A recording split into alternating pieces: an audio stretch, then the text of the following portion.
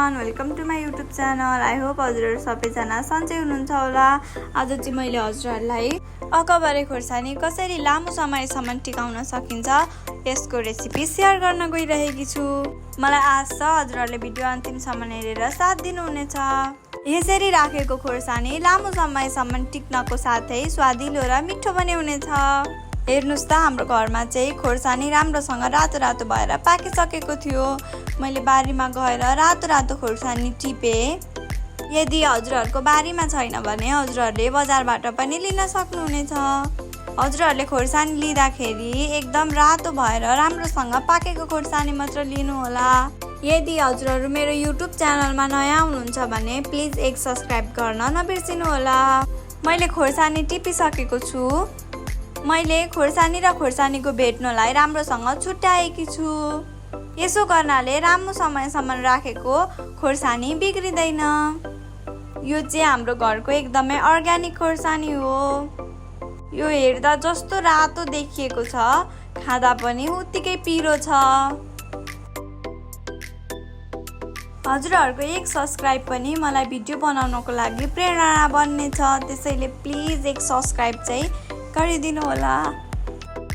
हेर्नुस् त मैले सबै खुर्सानी र भेट्नु छुट्याएर भ्याइसकेँ। अब म एउटा कराई लिन्छु र अघि छुट्याएको खुर्सानी कराईमा हाल्छु।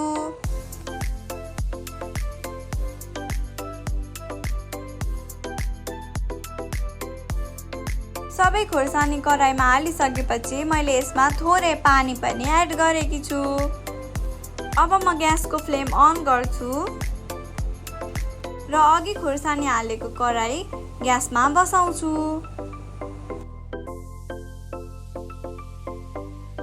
अब ग्यासको फ्लेम एकदमै लो बनाएर यसलाई छोपिदिन्छु। मैले लगभग 2 देखि 3 मिनट छोपेर ढक्कन निकालेकी छु। यसको बास्ना चाहिँ घरभरि एकदमै मिठो आइराखेको थियो। यसलाई म एकैछिन चलाउँछु। मेरो ग्यासको फ्लेम चाहिँ एकदमै लो रहेको छ।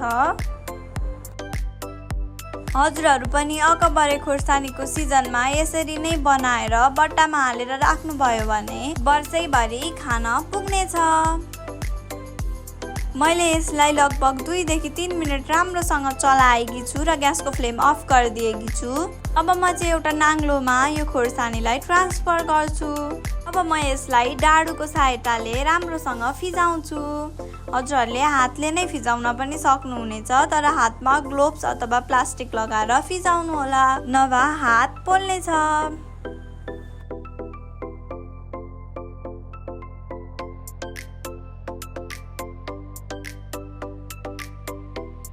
यसलाई यसरी एकदमै पातलो पाराले फिजाउनु होला र घाममा लगभग 3 देखि 4 घण्टासम्म छाडिदिनु होला।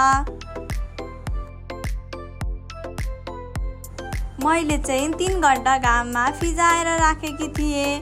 हेर्नुस् त खुर्सानी यस्तो भएको थियो। अब म खुर्सानीलाई भट्टामा भर्नेछु।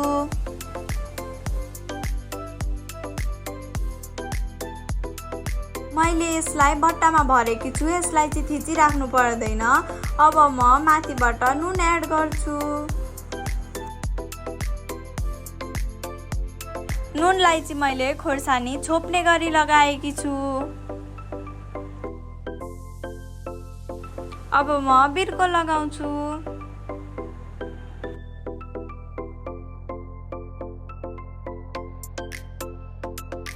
हेर्नुस् त रेडी भइसकेको छ हाम्रो लामो समयसम्म पनि टिक्ने खुर्सानी। अब यसलाई हजुरहरूले घाममा सुकाउन पनि सक्नुहुनेछ। भिडियो अन्तिमसम्म हेरिदिनु भएकोमा हजुरहरूलाई धेरै धेरै धन्यवाद। साथै हजुरहरू मेरो युट्युब च्यानलमा नयाँ हुनुहुन्छ भने प्लिज एक सब्सक्राइब गर्न नबिर्सिनुहोला। हजुरहरूको दिन शुभ बितोस्।